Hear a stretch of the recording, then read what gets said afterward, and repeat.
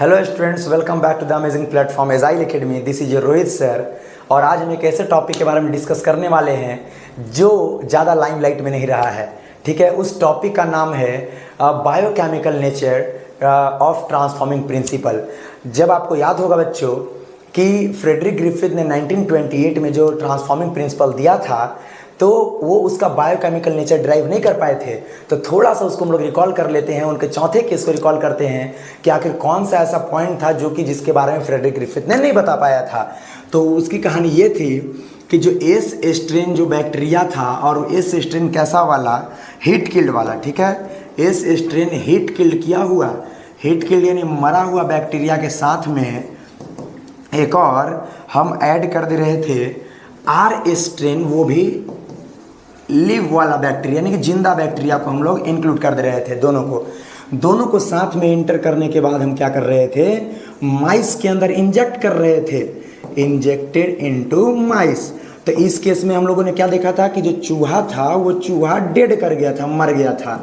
तो उनसे यही चीज पूछा गया फ्रेडरिक ग्रिफिथ से कि आखिर कौन सा ऐसा चीज है जो एस स्ट्रेन से आर स्ट्रेन में ट्रांसफॉर्म्ड हो रहा है, मतलब कि एस स्ट्रेन से आर स्ट्रेन में आ रहा है, या फिर ऐसा बोल सकते हैं कि एस स्ट्रेन से आर स्ट्रेन में ट्रांसफॉर्म हो रहा है, जिससे एस जो आर स्ट्रेन है वो ट्रांसफॉर्म्ड हो जा रहा है।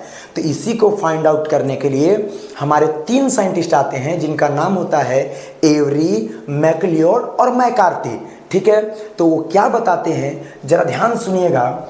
उनका कहना ये था कि वो बायोकेमिकल नेचर को खोजते हैं कि कौन कौन से बायोकेमिकल्स हैं जो एस स्ट्रेन से आर स्ट्रेन में ट्रांसफॉर्म हो सकते हैं, जो आर स्ट्रेन को डिजीज काउजिंग बना सकते हैं, जिससे चूहा में उसको इंजेक्ट करने पर, माइस में इंजेक्ट करने पर वो माइस डेड हो सकता है। ठीक है, तो उस बायोकेमिकल में नाम क्या क्या दिया गया, एक रखा गया बायोकेमिकल में डीएनए, एक रखा गया आपका आरएनए, और एक रखा गया प्रोटीन। ठीक है, तो इस तीनों को बेस लेके इसको कंप्लीट किया गया, और कंप्लीट करने के बाद भी इसको नहीं उतना माना गया।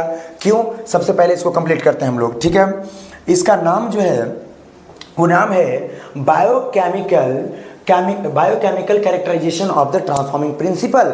मतलब कि एस स्ट्रेन बैक्टीरिया से आर स्ट्रेन बैक्टीरिया में कौन सा बायोकेमिकल्स ट्रांसफर हुआ है।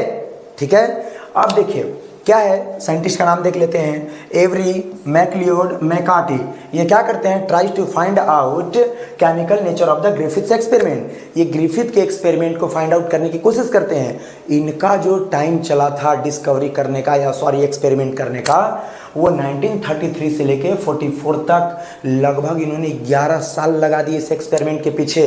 ठीक है, ये बताने के लिए कि एस स्ट्रेन से आर स्ट्रेन में क्या ट्रांसफर हुआ, जिससे आर स्ट्रेन जो बैक्टीरिया जो है वो virulent, it means disease causing बन गया।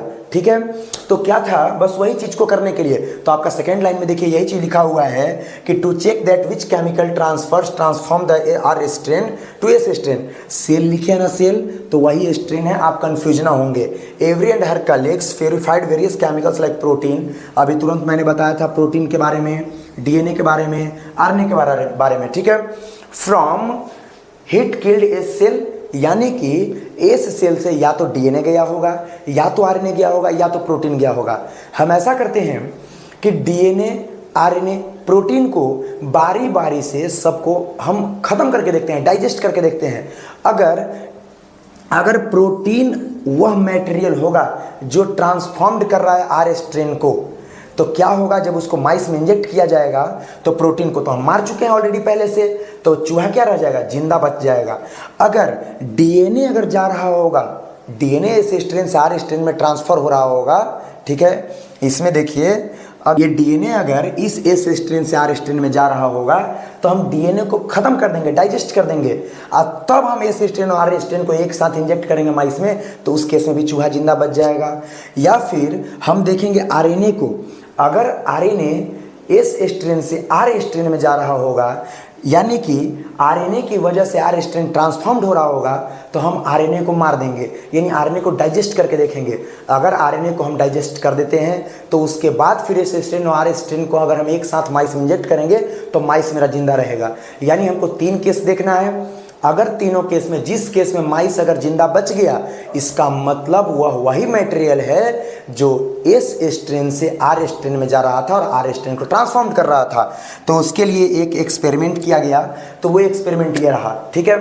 इसमें क्या किया गया, एस स्ट्रेन हीट किल्ड वाला जो बैक्टीरिया है, जो एस स्ट्रेन हीट किल्ड वाला बैक्टीरिया, उसको बारी बारी से एक सॉल्यूशन में डुबाया गया। कैसा, एंजाइमेटिक सॉल्यूशन। कैसा, हमने एक लिया प्रोटीएज, एक लिया आरएनएज, एक लिया डीएनएज। ये तीनों अलग अलग एंजाइम्स हैं, उसको अलग अलग जार में कलेक्ट कर लिया गया। प्रोटीएज क्या करता है, प्रोटीन को खत्म करता है। आरएनएज क्या करता है, आरएनए को फिनिश करता है। और जो आपका डीएनएज है वो डीएनए को डाइजेस्ट करता है। डाइजेस्ट मतलब फिनिश कर देना। अब क्या करेंगे कि यहाँ पर हम इस केस में एस स्ट्रेन को इसमें डुबाएं, एस स्ट्रेन को इसमें बारी बारी से हमने डुबा कर निकाल लिया, उसको इस सॉल्यूशन में हमने डुबाया और निकाला। अब क्या बचेगा, जैसे ही हमने एस स्ट्रेन को इस सॉल्यूशन में हमने डुबाया था, उस केस में क्या होगा कि एस स्ट्रेन के पास अब प्रोटीन नहीं बचेगा। तो जब प्रोटीन नहीं बचा यानी बिना प्रोटीन के रह गया, और आर स्ट्रेन के साथ में fourth case of Griffith experiment, अब आर स्ट्रेन के साथ में उसको माइस में इंजेक्ट कर दिया गया। तो जो रिजल्ट मिला, तो उन्होंने देखा कि फिर भी चूहा डेड कर गया, चूहा मर गया, ठीक है। इसका मतलब कि प्रोटीन वह मटेरियल नहीं है जो आर स्ट्रेन को ट्रांसफॉर्म कर रहा था, ठीक है। अब दूसरे केस में देखिए, दूसरे केस में क्या किया गया कि आरएनए को फिनिश कर दिया गया, मतलब आरएनए को डाइजेस्ट कर दिया गया आरएनए एंजाइम के मदद से। तो अब इस स्ट्रेन के पास आरएनए तो बचा नहीं, तो क्या बचा, डीएनए और प्रोटीन बचा। उसको आर स्ट्रेन के साथ में फिर से मिक्स करेंगे, चूहे में इंजेक्ट करेंगे, फिर देखा गया कि चूहा फिर मर गया।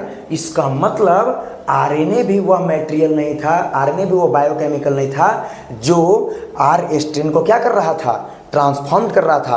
क्योंकि अगर आरएनए वह मटेरियल होता तो चूहा वहाँ जिंदा हो जाता, क्योंकि आरएनए तो था ही नहीं इस स्ट्रेन में। फिर थर्ड केस में आते हैं, और अब इस केस में क्या था कि अब डीएनए नहीं है इस केस में, यानी कि डीएनए को डाइजेस्ट कर दिया गया by the help of DNAs, ठीक है। अब एस स्ट्रेन बिना डीएनए का और आर स्ट्रेन जिंदा इन लिव। अब इन दोनों को कंबाइन करके माइस में इंजेक्ट किया जाता है, और इस केस में क्या दिखाता है कि हमारा चूहा जिंदा बच गया। इसका मतलब बच्चों कि ये जो डीएनए है, ये डीएनए ये वही, क्योंकि इसमें से डीएनए हमने मार दिया था, डीएनए खत्म कर दिया था। अगर डीएनए होता तो आर स्ट्रेन को क्या करता, वायरुलेंट बना देता, वायरुलेंट बना देता। इसका मतलब ये कि आर भी डिजीज काउज करने लगता, चूहा इस केस में मर जाता।